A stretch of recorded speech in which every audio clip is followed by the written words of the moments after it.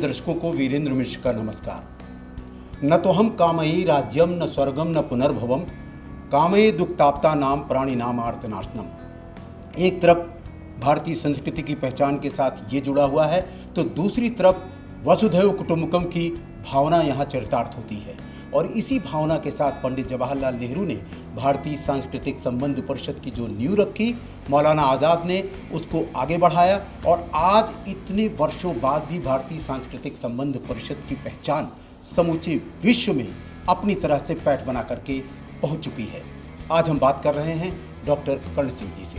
Doctor साहब, भारतीय सांस्कृतिक संबंध परिषद की पहचान जो है अपनी तरह की है, वसुधैव कुटुंबकम की पहचान है। जो कहा जाता है वसुधैव कुटुंबकम की भावना भारत में चरितार्थ रही है और इसको मान करके चला है।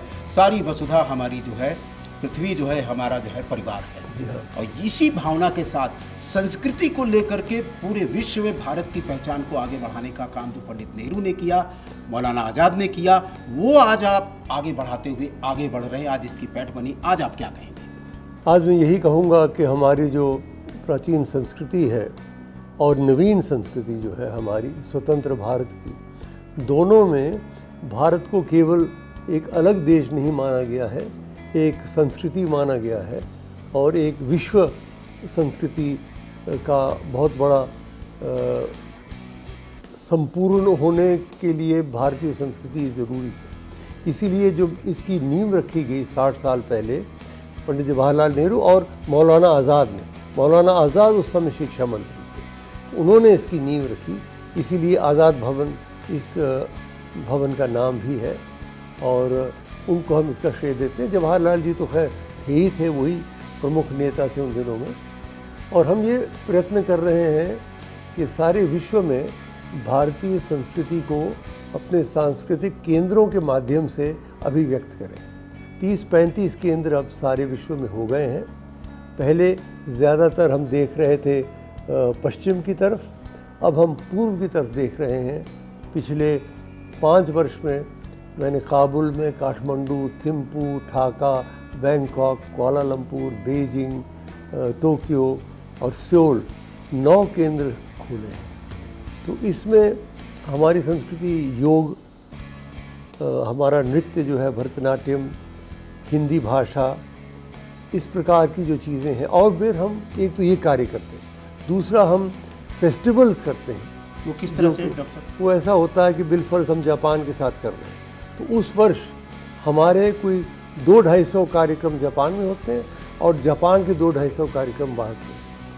यानी 30 त्यौहार जो हमारे भारतीय हैं, हाँ, वो वहाँ जाकर के हम मनाते हैं, उनके और साथ वो मिलके, और वो हमारे यहाँ आकर के मनाते हैं, ताकि परस्परम भावयन्तु, एक दोनों से एक प्रकार से जब तक समन्वय नहीं होगा तब तक एकांकी संस्कृति का प्रचार नहीं होता। तो मुझे इस बात की प्रसन्नता है कि हम पिछले हमने कुछ वर्षों में काफ़ी ICCR को बढ़ाया है और इसकी एक छाप बन गई है, एक पहचान बन गई है। डॉक्टर साहब, एक बड़ा अहम सवाल है कि जहां हम सांस्कृतिक संबंध परिषद को लेकर के चलते हैं तो एक संस्कृति की बात है।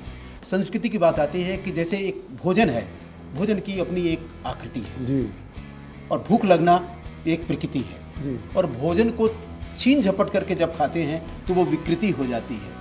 लेकिन अगर उसी को मिलजुल करके आपस में बांट करके जब शेयर कर लेते हैं और इस तरह से करते हैं तो वही संस्कृति हो जाती है। मेरे ख्याल से भारतीय संस्कृति की ये पहचान जो है, इसी पहचान को लेकर के आप आगे बढ़ रहे हैं। केवल प्राचीन संस्कृति नहीं, जैसे कि अब जैज़ फेस्टिवल करते हैं तो जैज़ के बहुत सारे हज़ारों अनुयायी हैं।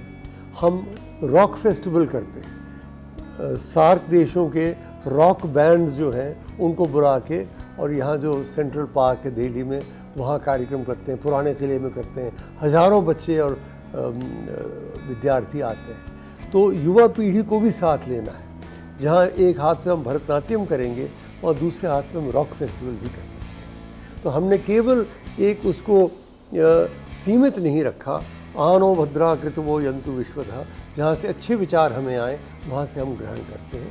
ये भी हमारी संस्कृति में निहित है।